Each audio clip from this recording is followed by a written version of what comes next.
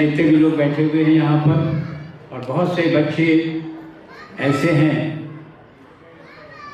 जो आगे चल कर के नेता बनेंगे, मैं उनसे, और ख़ास करके अभी जो जिस ज़्यादा मैं बोलूँगा नहीं, अनवर भाई यहाँ हैं, सेंट्रल में हैं अपने कार्यक्रम में, तो मैं उनसे ये कहूँगा कि सभी दल अपना संकल्प पत्र तो पेश करती है, मगर कई उसमें ऐसे संकल्प होते हैं जिनको सिर्फ वोट हासिल करने के लिए संकल्प पत्र में शामिल किया जाता है।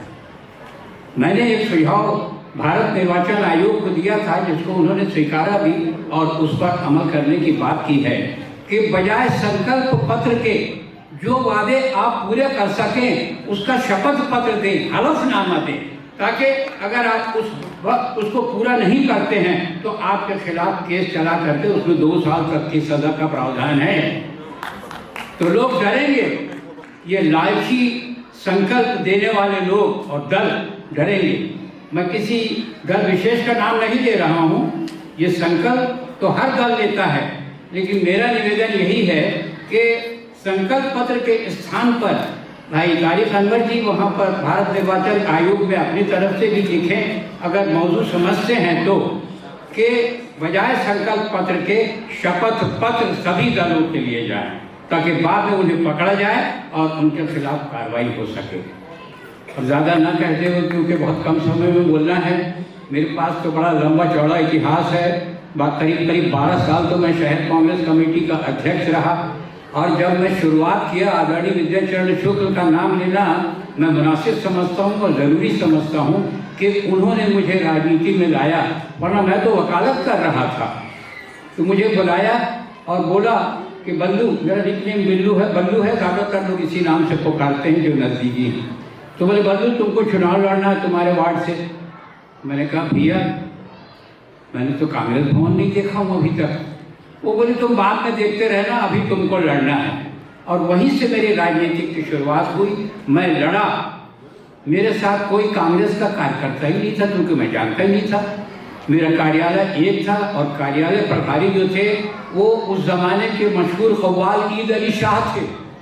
वो बेचारे कार्यालय में बैठे रहते थे, जो भी आता था उसको सिर्फ चाय पिलाते थे।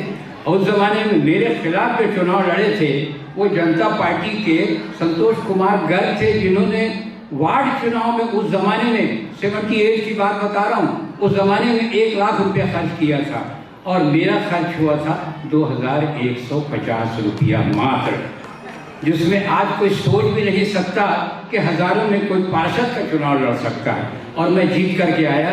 उसके बाद यहाँ का डिप्टी मेयर बना, मध्य प्रदेश पाठ्य पुस्तक निगम का अध्यक्ष मुझे बनाया गया। आदरणीय दिग्विजय सिंह का आभारी हूँ, उन्होंने ही मुझे यहाँ शहर कांग्रेस कमेटी का अध्यक्ष बनाया और बहुत कुछ दिया मुझे पार्टी ने।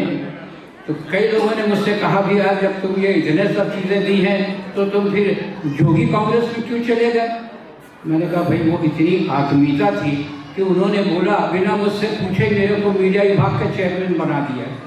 फिर मैंने उनसे बताया, मैंने कहा देखो बात ऐसी है कि श्रीमती इंदिरा गांधी को भी कांग्रेस ने प्रधानमंत्री बनाया था, लेकिन उसके बाद इंदिरा कांग्रेस भी बनाया और वो जीत करके आई। तो मैं इंदिरा कांग्रेस का ही प्रत्याशी था उस समय और पंजा छाप का पहला चुनाव चिन्ह था। अब मैं सिर्फ एक पैगाम दूंगा सब लोगों को जो यहाँ हैं और जो मेरी बात पहुँचाएँ दूसरों तक, कि हम सब, खास करके मैं मुसलमानों से ये कहता हूँ पूरे हिंदुस्तान के, कि वो लोग खुशकिस्मत हैं कि उनके बुजुर्ग हिंदुस्तान को अपना समझा और पाकिस्तान नहीं गए। और जो लोग गए हैं, मेरे कुछ रिश्तेदार भी हैं, वो पछता रहे हैं। आज भी वो बोलते हैं कि रास्ता अगर खुल जाए तो हम पाकिस्तान छोड़कर हिंदुस्तान आ जाएंगे। तो ये हमारे हिंदुस्तान की खासियत है, हमारी एकता, अखंडता और सौहार्द जो है वो काबिले तारीफ है। मैं सब लोगों को एक ही पैगाम दूंगा कि कांग्रेस और जो सेकुलर पार्टी एक जो है कांग्रेस, उसका कोई मुकाबला नहीं है। और जितने सेकुलर दल हैं मैं उनसे सबसे निवेदन करूंगा, अगर वो सेकुलर संविधान में विश्वास रखते हैं तो सब एक होकर के, एकजुट होकर के आगामी जितने भी चुनाव होने वाले हैं, अभी 5 जो होने वाले हैं चुनाव, उनमें भी एकता दिखाएं। अलग खड़े हो करके आप केवल एक पार्टी विशेष को जिताने का प्रयास करेंगे। और मेरी बहनें, मेरी बेटियों की उम्र की बच्चियां भी यहाँ बैठी हुई हैं, मैं उनसे एक निवेदन करूँगा, जो बच्चियां हैं वो भी कल को माँ बनेंगी, और मैं ये कहना चाहूँगा कि अपने बच्चों को बचपन से ये तालीम दें और बताएं कि उनका मजहब क्या करता है। और वसुधैव कुटुम्बकम, हिंदू धर्म और सनातन धर्म का जो प्रमुख वाक्य है वसुधैव कुटुम्बकम, उसका जिक्र नहीं करते ये भाजपा के लोग, न ही संघ के लोग। और लकुम दीनकुम वलिय दीन, तुमको तुम्हारा मजहब मुबारक, हमको हमारा मजहब।